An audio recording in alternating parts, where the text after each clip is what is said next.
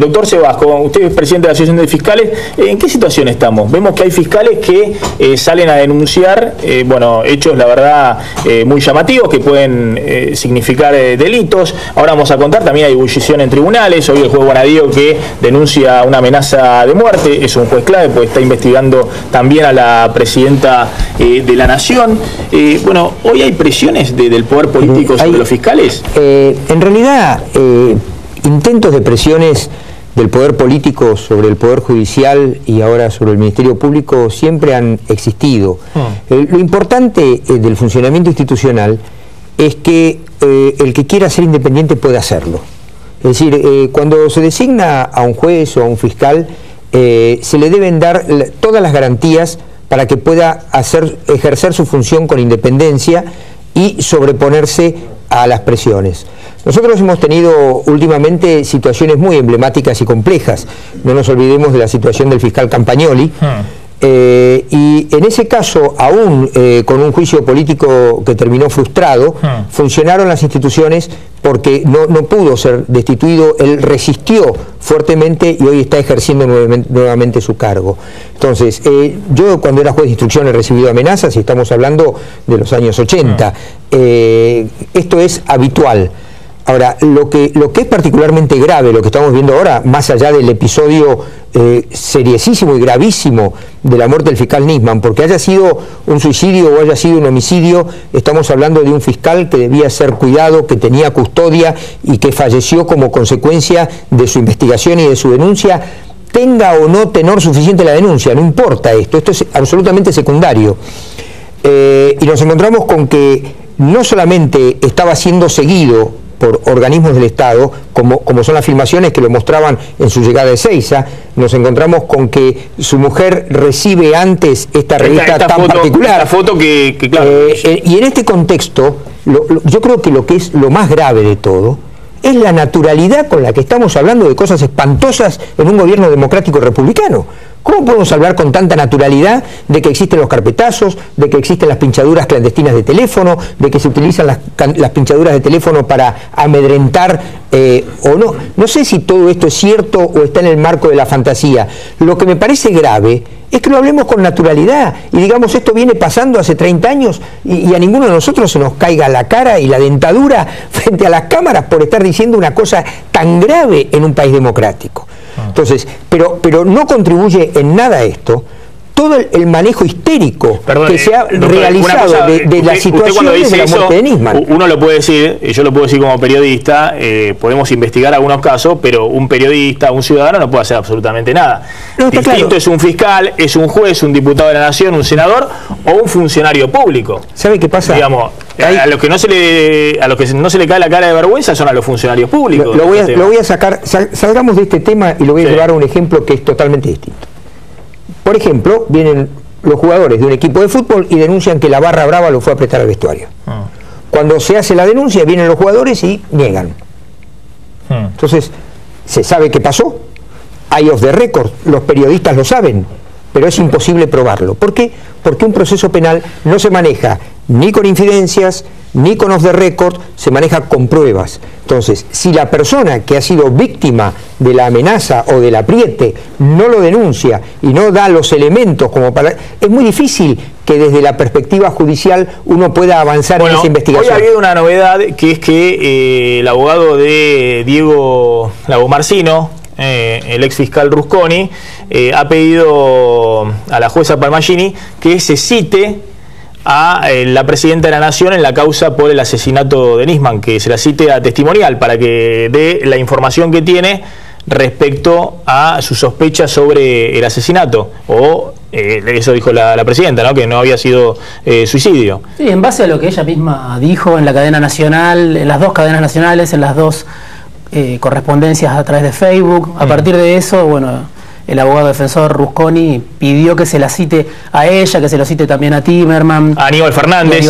Ahora, ¿no cree que deberían presentarse más funcionarios con documento, con DNI o por escrito? No sé si tienen fueros. Lo que pasa es que en el caso de la presidenta, e informar por escrito y dejar sentado en el expediente todo lo que conocen o toda la fuente de información que tienen. Bueno, sí, es que lo conocen, porque acá la presidenta dijo, estoy convencida pero no tengo pruebas. Y acá esto sí es un tema particularmente grave, ¿Por qué? Pero la presidenta está convencida de que no fue un suicidio. Por eso, pero dijo, estoy convencida pero no tengo pruebas. Y en ese contexto, eso sí es una grave injerencia en el funcionamiento del sistema judicial. ¿Y por qué es una grave injerencia? Porque en realidad no sé si es claramente la violación del artículo 109 de la Constitución, porque no significa que la presidenta se vaya a meter en la causa o vaya a incidir directamente. Pero sí es una presión inadecuada al sistema judicial. ¿Por qué? Porque en el proceso judicial y con sus tiempos, lo que deben hacer los fiscales, o en su caso los jueces de instrucción, es recolectar las pruebas y a partir de las pruebas recolectadas, sacar conclusiones, establecer estrategias, formular peticiones.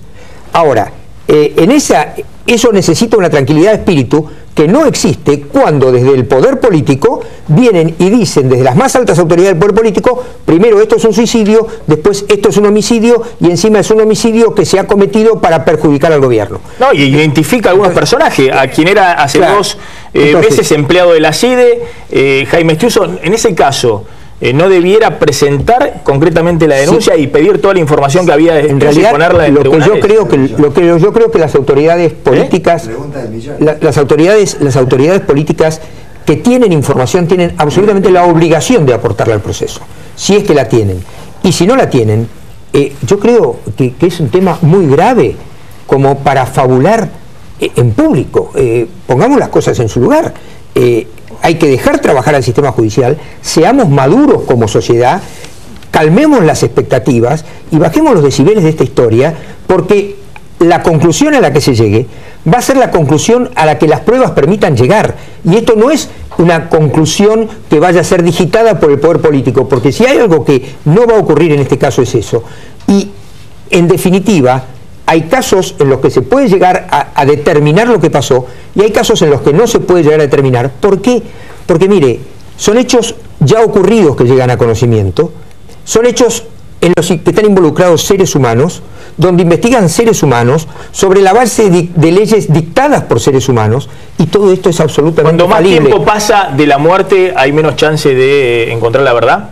Eso es relativo, depende del caso. Depende del caso. Hay casos que se descubren con mucho tiempo después y hay casos que no. Puede ser que venga dentro de un tiempo alguna persona que confiese y dé datos y se descubra que fue un homicidio, o puede ser que se establezca que fue un suicidio. La verdad que no lo sabemos, pero me parece Para usted como fiscal, que no podemos seguir ¿esto en es un esta línea. elemento que hay que investigar? Digamos, que aparece esto en el expediente. Por supuesto que hay que investigarlo. Si es un mensaje mafioso. Todas las si una pistas amenaza. hay que investigarlas. Puede haber sido una amenaza totalmente desconectada de lo que sucedió finalmente el 18 de enero, o puede ser una amenaza vinculada con los hechos. Por supuesto que hay que investigarlos. Todas las líneas hay que investigarlas y hay que dar tiempo a esa investigación. Hay pruebas que llevan tiempo por su propia naturaleza.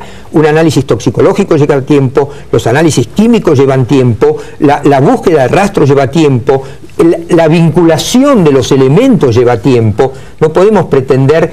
miren, lo que pasa es que estamos demasiado acostumbrados en una sociedad de imágenes a que en una serie de televisión todo se resuelve en un capítulo. Esto no es así. ¿La fiscal Fein, usted confía en la independencia de la fiscal Fein? Sí, totalmente. Bueno, hoy dijo que no iba a suspender su vacación, una cosa de cordura, ¿no? De sensatez. Parecía medio ridículo que en medio de tanta conmoción estuviera 2 semanas de vacaciones. Pero, ¿no sufre presiones políticas? Mire, insisto, en este contexto, el solo hecho de que el máximo poder político del país dé su versión de los hechos y diga que no tiene pruebas, eso solo es una presión política. Yo no creo que le estén llamando por teléfono para que dirija la investigación de un lado a otro, pero si le están poniendo el ojo desde la Procuración también, lo que hay que hacer con la fiscal Fein es darle todos los elementos, poner todos los elementos a su disposición para que pueda llegar a la conclusión que las pruebas permitan llegar y dejarse de presionar desde todo punto de vista. Si decide tomarse vacaciones o no decide tomarse vacaciones, yo creo que tomarse vacaciones no era políticamente correcto quizás, pero no creo que tuviera ninguna influencia en esta instancia de la investigación. Doctor Cebajo, gracias por haber venido. Ahora vamos a actualizar, mirá el informe, lo que pasó hoy en la causa Nisman, y un dato muy importante, la causa de la denuncia de Nisman por supuesto encubrimiento del gobierno, la presidenta y otros funcionarios por el memorándum de entendimiento con Irán, ya tiene juez. Finalmente se decidió el juez que va a investigar lo que era la denuncia principal de Nisman.